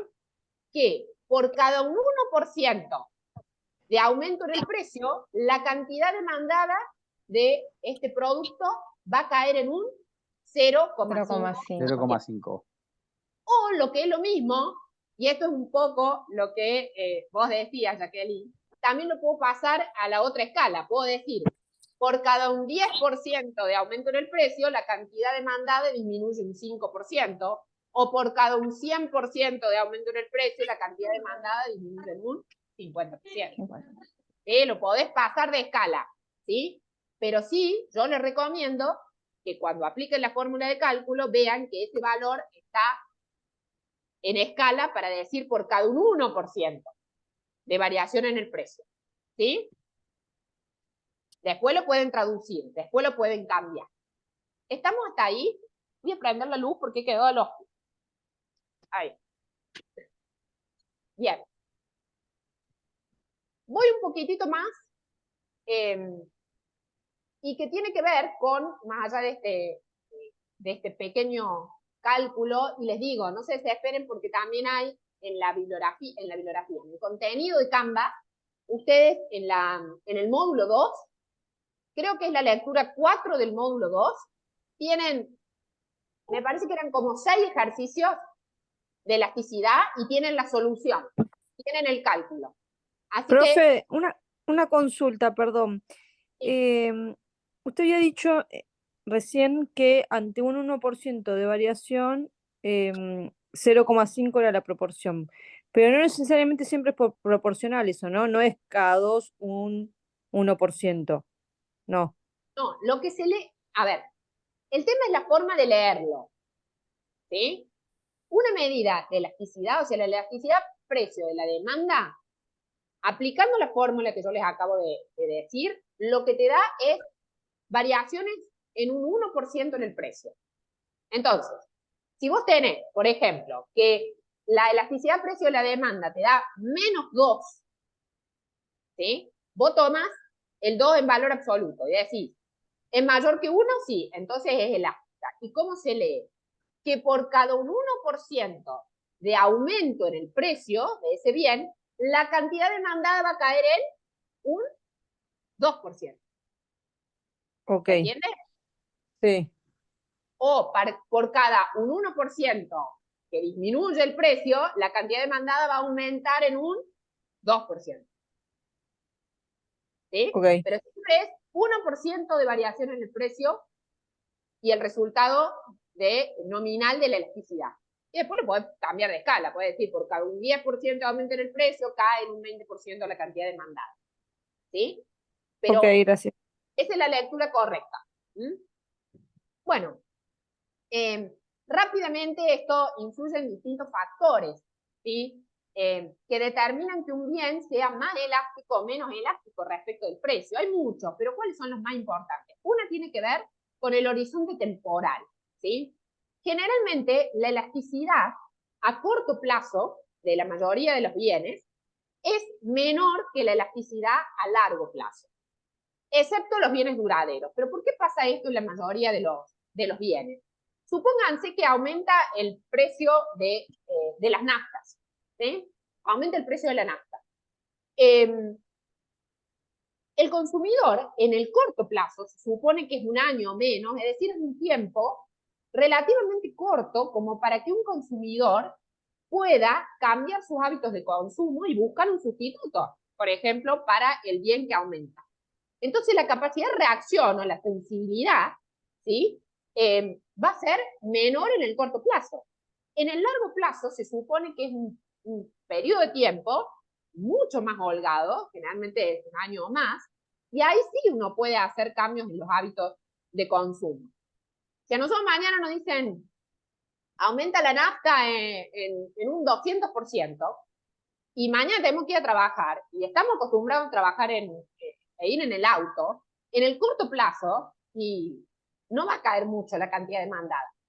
Ahora, si eso sigue sucediendo y yo ya veo que va a ser una tendencia que sigue aumentando, y bueno, muy posiblemente diga, bueno, a ver, pensemos en ver si me compro un auto eléctrico o si me adapto a otro sustituto de transporte, digamos, transporte público, etc. ¿Se entiende? Entonces, por lo general, para la mayoría de los bienes, la elasticidad de corto plazo es menor, ¿sí?, que la elasticidad a largo plazo. O sea, somos más inelásticos, ¿sí?, en el corto plazo que en el largo plazo. En el largo plazo tenemos posibilidad de adaptarnos mejor y reaccionar con mayor grado de sensibilidad. Excepto para los bienes duraderos. Eso se los dejo a ustedes, ¿sí?, que vean por qué para los bienes duraderos, como pueden ser, no sé, los electrodomésticos o un auto, ¿sí?, es a la inversa, ¿sí?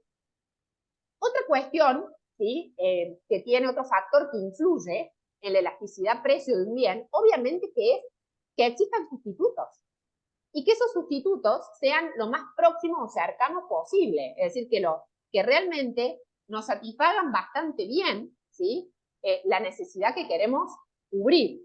Mientras mayor sea el número de sustitutos que tiene un bien y mientras más próximos, ¿sí?, o perfectos sean esos sustitutos, es de esperar que la demanda del bien sea más elástica respecto del precio.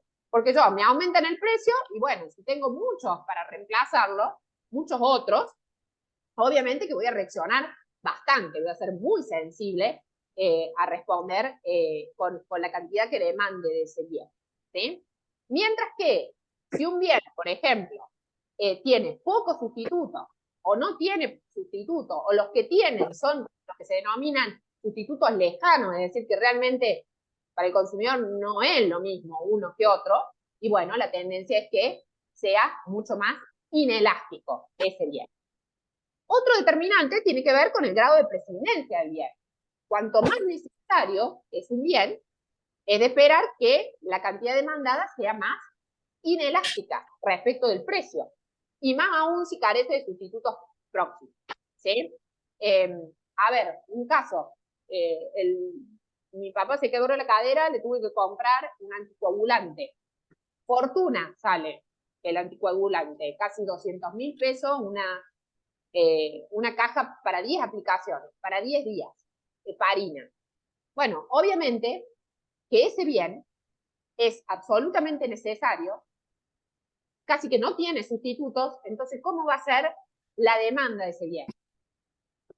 Totalmente inelástica, ¿sí? Se va a asimilar a uno de los casos, ¿sí? Por ejemplo, aquí, en la parte derecha, tienen el caso justamente de esta demanda de medicación, ¿sí? Fíjense que al ser vertical, la elasticidad es cero.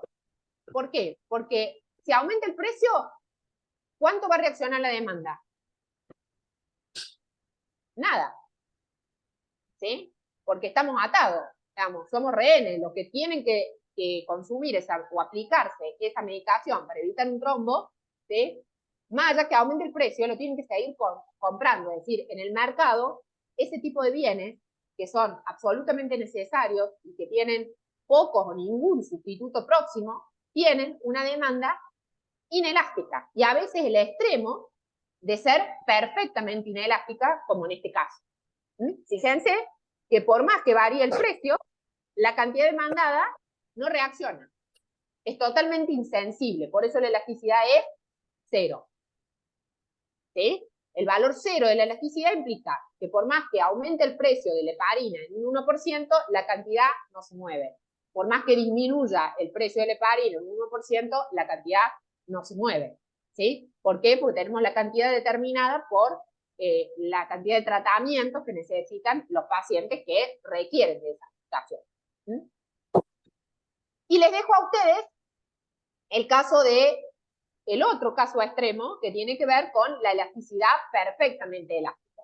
¿Sí? Cuando la elasticidad es perfectamente elástica, cuando la curva es perfectamente elástica, implica que, fíjense, horizontal, y en este caso la pendiente es igual a 0, pero la elasticidad tiende a infinito. ¿Sí? Esto, no se preocupen que lo vamos a retomar cuando veamos competencia perfecta, la clase que viene, porque esto, por ejemplo, bien podría ser la demanda a la firma de un productor de soja en un mercado perfectamente competitivo. Rápidamente, el productor de soja es precio aceptante, es decir, él lo influye, él no le pone el precio a la soja. El precio de la soja se determina en el mercado, ¿sí? La cotización que está disponible y visible para todos. Es lo que decide la cantidad que va a ofrecer de soja, ¿sí? A ese precio de mercado.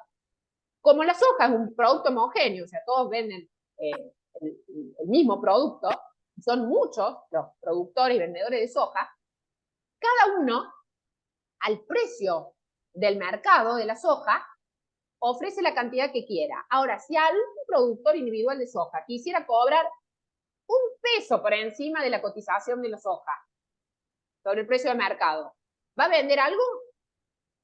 No va a vender nada, porque se lo van a comprar a los otros, ¿sí? Muchísimos otros productores de soja al precio de mercado, que es más bajo, ¿sí?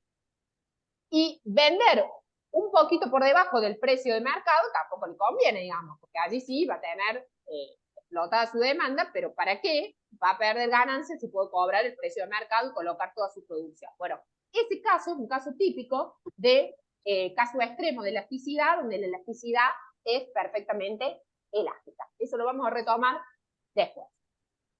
Para cerrar, así como vimos la elasticidad precio de la demanda, ¿se acuerdan que inicié diciendo, la elasticidad en general es un cociente, ¿sí?, que vincula los cambios porcentuales entre dos variables, cualquiera.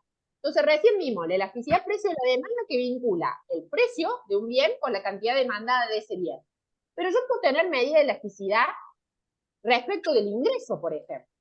Entonces tengo la elasticidad ingreso de la demanda. Y allí, fíjense, en la variación porcentual de la cantidad demandada ante cambios porcentuales en la renta de los consumidores. Aquí, a diferencia de lo que pasaba con la elasticidad precio de la demanda, que siempre es negativa por la relación inversa precio-cantidad demandada, el signo de la elasticidad, ¿sí?, ingreso, me permite identificar si el bien es normal o es inferior. ¿Sí? Si el bien es normal, el signo va a ser positivo. ¿Por qué? Porque para los bienes normales, ¿se acuerdan cuando presentamos los determinantes de la curva de demanda que les dije? La relación es directa, aumenta la renta del consumidor, aumenta la demanda del bien para los bienes normales. Entonces la relación es directa, por lo tanto, el signo va a ser positivo de la elasticidad renta de la demanda cuando los bienes son normales. Pero los bienes pueden ser inferiores, y cuando son inferiores, se produce lo contrario. Aumenta la renta, por ejemplo, del consumidor, y venía consumiendo, no sé, un corte muy barato y de baja calidad de carne. Y ahora le aumenta la renta y dice, no, bueno, ahora sí, voy a comprar asado de ternera, voy a mejorar y voy a comprar otros cortes de mayor calidad. Entonces, por el contrario, ese corte de baja calidad de carne, cuando aumenta la renta del consumidor, disminuye la demanda. O sea, se comportan en sentido contrario. Por eso la elasticidad de ingreso de la demanda tiene signo negativo cuando los bienes son inferiores. ¿Sí? De nuevo, lo mismo para saber si es elástica, inelástica, unitaria, lo mismo que vimos para la elasticidad precio de la demanda recién. Tomo el valor absoluto de la elasticidad de ingreso sin el signo. El signo para lo único que me sirve para saber si el bien es normal o inferior. Luego tomo el valor absoluto y si es mayor que 1 es elástica, igual a 1 unitaria, menor que 1 inelástica. Puedo tener otra medida de elasticidad. ¿Se acuerdan? Otros de los determinantes eran los bienes, el precio de los bienes, sustituto y complementario. Entonces puedo tener lo que se llama la elasticidad precio cruzada de la demanda, ¿sí? ¿Esto qué me dice? Guarda porque no es lo mismo que la elasticidad precio de la demanda. Fíjense, ahí hay una diferencia. Es cambio porcentual en la cantidad demandada dividido cambio porcentual en el precio. Ustedes me dicen, bueno, pero es lo mismo que elasticidad precio de la demanda. No, ¿por qué? Cambio en la cantidad demandada de un bien X dividido el cambio porcentual en el precio, no del mismo bien X, sino de otro bien, ¿sí? Relacionado, un bien Y. El signo de esta elasticidad cruzada me va a permitir identificar si los bienes son sustitutos o complementarios.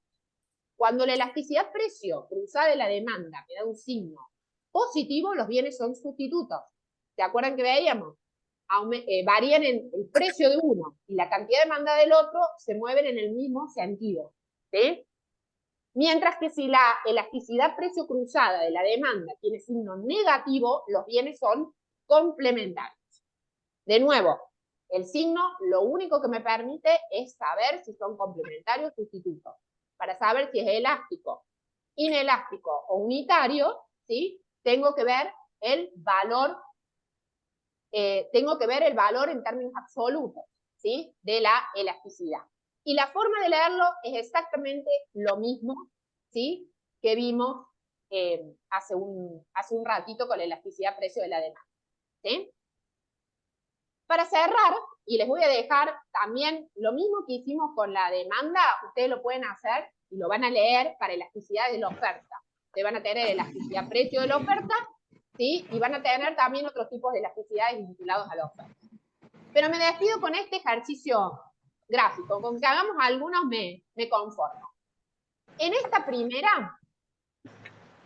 primera tengo valor de la elasticidad de demanda. EP es elasticidad precio de la demanda, esta también elasticidad precio, EI elasticidad ingreso, es la cuarta, y quinto y sexto son elasticidad precio cruzada. Y acá tengo productos o servicios. A ver si se animan a identificar la correspondencia entre la primera tabla y la segunda. A ver, les doy una ayuda.